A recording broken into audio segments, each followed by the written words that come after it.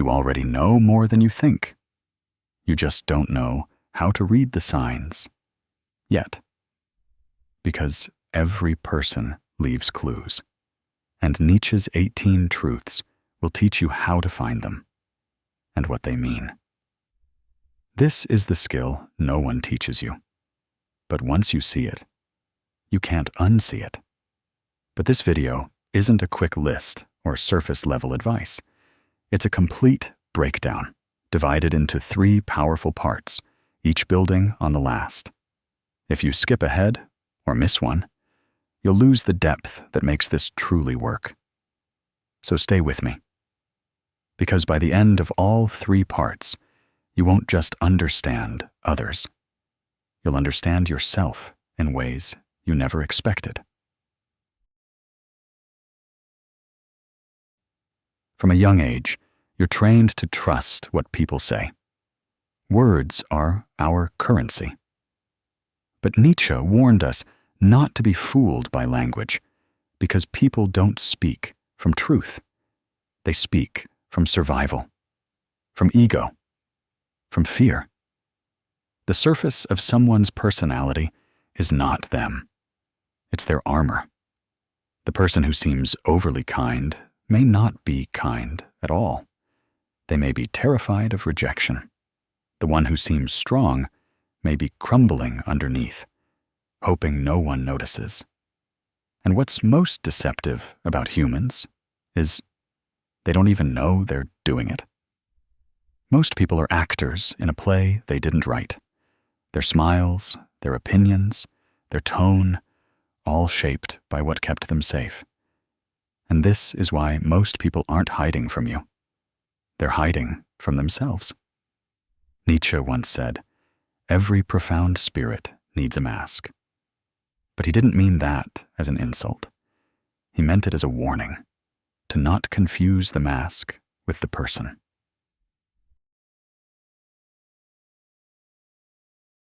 Here's what no one tells you. People leak the truth. All the time. Not in their words, but in the cracks. The moments they look away. The way they laugh too long. The way they quickly change the subject when it gets too close. And Nietzsche's first psychological truth is this. 1. Everyone wears a mask to survive. Not because they're fake, but because they're scared. To survive society, people create a version of themselves they hope will be accepted. But masks aren't perfect. They slip. And the first sign of truth is tension. Watch for what makes someone uncomfortable. That's where the real person begins. 2. What someone hates in others reveals what they're hiding in themselves. This is one of Nietzsche's sharpest insights. Projection. When someone constantly mocks arrogance, they're often insecure about their own self-worth. When someone can't stop pointing out dishonesty in others, they're usually hiding a truth they haven't faced. We hate in others what we're afraid to admit in ourselves. So when you want to read someone, don't just look at what they admire. Look at what they criticize. And why? 3. Silence reveals more than words. Nietzsche didn't believe truth came from talking. In fact, he saw language as a tool of the herd, often used to avoid confronting reality. When someone pauses before answering, when they dodge certain topics, when they give short, rehearsed replies to deep questions, that silence is louder than speech. A person avoiding vulnerability is revealing everything about what they fear. 4. Excessive virtue is often disguised vanity. Be wary of the person who loudly proclaims their purity, the one always correcting others, always preaching. Nietzsche called this the will to power in disguise. Sometimes morality becomes a mask for superiority. The louder the virtue signal, the more likely there's something being hidden behind it. Real goodness doesn't need applause. 5. People don't lie to you first. They lie to themselves. This one changes everything. The lies you hear from people, "I'm fine, I'm over it, I don't care," aren't lies to hurt you. They're lies they've rehearsed so often, they believe them. Nietzsche understood self-deception not as evil, but as defense, a way to keep functioning in a painful world. So when someone's story doesn't quite add up, don't assume they're trying to deceive you. Realize they've been doing it to themselves far longer. And that's what makes reading them possible. Because the inconsistencies reveal the truth. 6. Where someone feels superior, they're hiding inferiority. This is pure Nietzsche. He believed that superiority is often overcompensation. If someone constantly reminds you of their accomplishments, they likely fear they're not enough. If someone puts others down casually, they're probably terrified of being overlooked. Real confidence doesn't compete, it just is. So if someone needs to dominate, control, or prove, look deeper. Behind the throne, you'll often find a scared child wearing a crown. Reading people isn't about judging them. It's about understanding their core. When someone interrupts constantly, you now know it's not always arrogance. It might be fear of being forgotten. When someone posts obsessively about happiness, it may be a cry for help. When someone avoids eye contact while saying, "I'm fine," you know to listen to the body, not the sentence. Use these truths not to gain power, but to extend compassion. Because the more clearly you see someone, the less likely you are to hate them. And that's Nietzsche's secret. He didn't want you to see through others so you could control them. He wanted you to see through them so you could stop being fooled and start connecting. And if you've ever looked at someone and felt like you were only seeing the surface, if you've ever wished you could decode what's really going on beneath the mask, drop a comment below. Let's talk about the moments when people showed you the truth without saying a word. And if this video helped you see people differently, subscribe. There's much more coming. And you'll want to see the rest of Nietzsche's truths unfold. It's one thing to notice the mask. It's another thing entirely to watch it crack. If you've ever paid attention, you've probably seen it happen. A flash of discomfort when someone's beliefs are challenged. The way their tone shifts when the subject gets too close. The nervous laugh that doesn't match the words. These moments aren't mistakes, they're clues. And if you know what to look for, you'll begin to understand that people aren't hard to read. They're just scared to be seen. In part 1, we explored how people build personas to protect themselves. But here in part 2, we go deeper into the places where those personas begin to break. Because Nietzsche believed that the self is not a stable thing. It's a performance, a stitched-together role meant to survive the world. And the moment it's threatened, the truth leaks out. Most actions are driven by fear. Let's start here, because it's more universal than you think. 7. Most actions are driven by unconscious fear. Ask yourself this: why does someone over-explain? Why do they dominate a conversation or disappear completely? Why do they say yes when they clearly mean no? Fear. Fear of abandonment, rejection, humiliation, failure. Nietzsche knew that humans rarely act from pure desire. They act from a deep fear of loss, of status, of love, of self-worth. So when you want to read someone, stop focusing on what they say they want. Instead, ask, what are they afraid of losing? That's where the truth lives. Criticism is a mirror. Next time someone constantly critiques others, Listen closely. 8. When someone criticizes too much, it's projection. The man who mocks emotional people might be terrified of his own feelings. The woman who belittles others for their appearance might be locked in a secret war with her reflection. Nietzsche said that judgment is almost never about the other. It's about the self. So when you hear repeated criticisms, don't be distracted by the target. Instead, trace the line back to the speaker. What part of them are they trying to disown? Projection isn't just a defense mechanism. It's a confession. If you listen right, it tells you exactly where someone's pain lives. Confidence is often guilt in costume. There's a kind of person you've probably met, the one who seems overly sure of themselves, always in control, always composed. But watch long enough, and you'll see the tension in their jaw, the way they over-prepare, the defensiveness under pressure. 9. Guilt hides behind false confidence. Nietzsche observed this phenomenon in leaders, teachers, preachers, those who perform certainty because they're scared of being seen. When someone is chronically confident, look for the guilt they're trying to bury. Maybe it's something they regret. Maybe it's a version of themselves they're trying to prove wrong.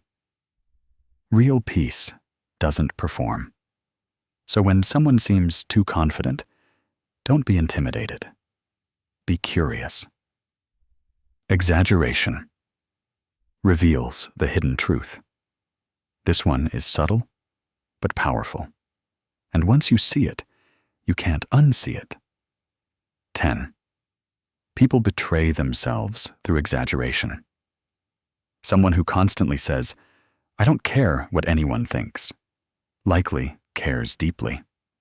Someone who claims, "I'm always happy," likely isn't. Exaggeration is a tell. It's the ego trying to drown out doubt. Nietzsche believed that extremism, in any direction, is a form of imbalance, not strength. So when someone's statements sound too absolute, don't believe the content. Read the insecurity underneath. Exaggeration is volume. The question is, what are they trying to silence? The desire for control masks inner chaos. Control. We seek it everywhere, in our jobs, our relationships, our routines. But some people crave it to the point of obsession, and that's a sign. 11. Those who seek control often fear inner chaos. Nietzsche saw this clearly. When the inner world is disordered, the outer world must be managed obsessively. If someone micromanages every detail, if they can't handle change, if they dominate people to feel powerful, it's not because they're strong. It's because something inside them feels out of control. So instead of fearing the controlling person, see them for what they are. Someone terrified that the moment they let go, it will all fall apart. The stricter the outer shell, the more fragile the inner self. Performance equals emptiness in disguise. This is one of Nietzsche's most haunting insights, and it applies more today than ever. 12. The louder the performance, the emptier the core. Look at social media. The endless look at me energy. The perfect poses, the constant updates, the curated identity. Nietzsche didn't see this as strength. He saw it as desperation. When someone is constantly performing, it's because they don't believe they'll be seen or loved without it. So they create noise, color, drama. But the person who truly knows themselves doesn't need to be watched. They're already whole. So when someone's life looks like a performance, remember this: it's not a show of power. It's a whisper of need. Putting it together. You're probably starting to feel it now. The shift. You walk into a room, and suddenly, the patterns speak louder than the words. You see someone interrupting constantly and realize they're terrified of being forgotten. You see someone who boasts endlessly and sense their invisible wound. You're not reading minds. You're reading the mask. And Nietzsche gave you the flashlight. This isn't just a skill. It's a responsibility.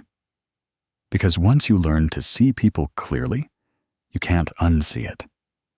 And you'll begin to understand that most people are suffering quietly behind polished smiles. Reading them is not about gaining leverage. It's about offering grace. When you see the child behind the critic, the fear behind the bully, the guilt behind the arrogance, you don't become weaker. You become unshakable. Want more? If this part of the video opened your eyes, wait until the final part. Because in part 3, we strip away the final layer. We'll explore how people's deepest childhood wounds show up in their adult personalities, how their envy, their silence, their need to be remembered, all reveal their soul. You'll learn the final 6 truths that make you see people with absolute clarity.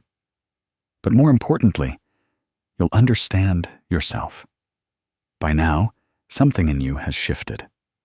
You don't just see people, you read them, not as villains, not as victims, but as humans trying to survive with masks they didn't even choose.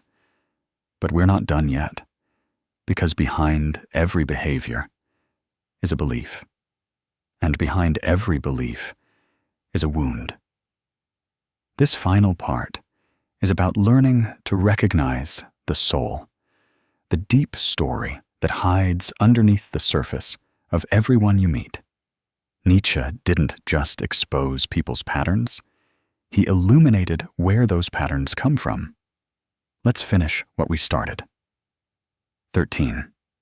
No one speaks from logic. They speak from pain. You might think that people are rational, that they argue based on facts, make decisions based on reason. But Nietzsche believed otherwise. He believed that underneath every logical argument is an emotional wound. A person might say, "I don't believe in love, it's just a fantasy." But listen closely. They're not stating a fact. They're protecting a pain. People form their views based on what hurt them, then justify those views with logic. So when you want to understand someone's worldview, don't just ask what they believe. Ask what broke them. Ask what scared them. Ask what they never want to feel again. This changes everything. It shifts your focus from, "Why are they saying this?" to, "What are they afraid of repeating?" And suddenly, their opinions aren't threats. They're defenses. Their arguments aren't attacks. They're shields. And when you see that, you stop reacting. You start understanding. 14. How someone reacts to weakness reveals their power. Want to truly see someone's character? Don't watch how they treat powerful people. Watch how they treat someone who can't fight back. Nietzsche believed that real strength isn't proven through domination. It's revealed through restraint. If someone mocks vulnerability, they're afraid of their own. If someone punishes mistakes, they likely weren't allowed to make any. If someone always wins but leaves others bleeding, they're still at war with themselves. But the person who can witness weakness without judgment, who can sit with sadness without running away, who can forgive what they could have punished, that's someone who is no longer ruled by the past. They don't need to prove anything, because they've already won the inner war. So if you want to read someone, give them a moment where compassion is an option. What they do in that moment will show you who they are, not just who they pretend to be. 15. When someone fears being forgotten, they chase attention. Ever met someone who always needs to be seen? Every room they enter, every story they tell, every outfit they wear screams, "Notice me." At first glance, it looks like confidence, but Nietzsche saw through it. He believed that the hunger for attention often comes from a deeper fear, the fear of being invisible, of being erased, of living and dying without leaving a mark. So people create noise, not because they love it, but because they can't bear the silence. The child who was ignored becomes the adult who overcompensates. And instead of asking for love directly, they demand it indirectly through performance, drama, or chaos. So when you see someone who's too much, don't be quick to judge. Ask what they're afraid will happen if they're not enough. Because sometimes attention isn't vanity. It's a cry. 16. The person they attack is often the person they envy. One of Nietzsche's boldest truths, and one of the hardest to admit, is this: people don't always attack because they hate. They often attack because they admire, but feel they can never be. Criticism is easier than admiration.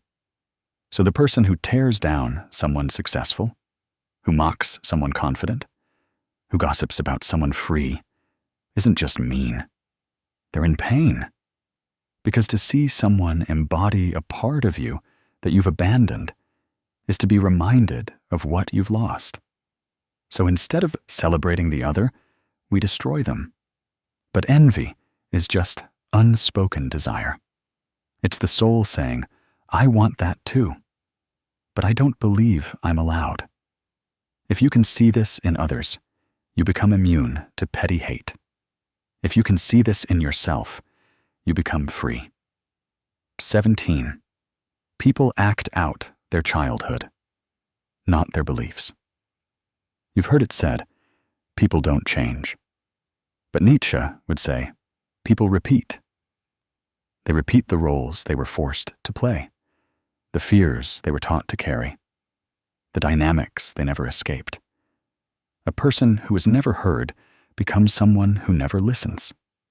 A person who is punished for expressing emotions becomes cold, logical, detached.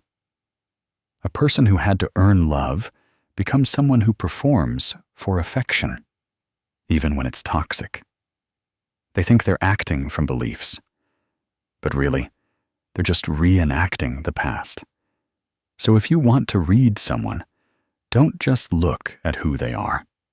Ask who they had to be. Because behavior is just biography.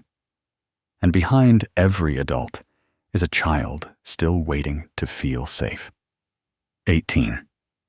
Their patterns are a confession, if you know how to listen. This is the final truth, and it changes everything. People don't always know how to express what hurts, but they will show you, again and again, through patterns. A person who ghosts when things get close. A person who overworks to avoid stillness. A person who flirts with everyone, but connects with no one. These aren't random behaviors. They're confessions. They're saying, this is how I protect myself. They're saying, this is where I was hurt. They're saying, this is what I fear repeating. Nietzsche believed that if you learn to listen deeply, not to words, but to patterns, you can hear the truth before it's spoken. And when you do, something amazing happens. You stop personalizing. You stop judging. You start understanding. You become a mirror, not a weapon. You become someone who sees and still chooses grace. And that, more than any tactic or trick, is what makes you powerful. You're not just reading people. You're remembering yourself. Now take a moment and reflect. every truth we covered wasn't just about other people. It was about you, your own patterns, your own fears, your own childhood scripts. Because the more clearly you see others, the more clearly you see yourself. This isn't the end of the journey. It's the beginning of a new way of seeing. Nietzsche didn't just want us to observe. He wanted us to awaken, to know that everything we judge in others is something we carry, that everything we admire is something we long to embody.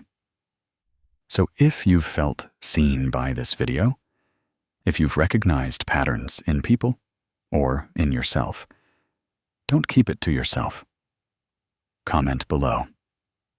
Which of these 18 truths hit you the hardest?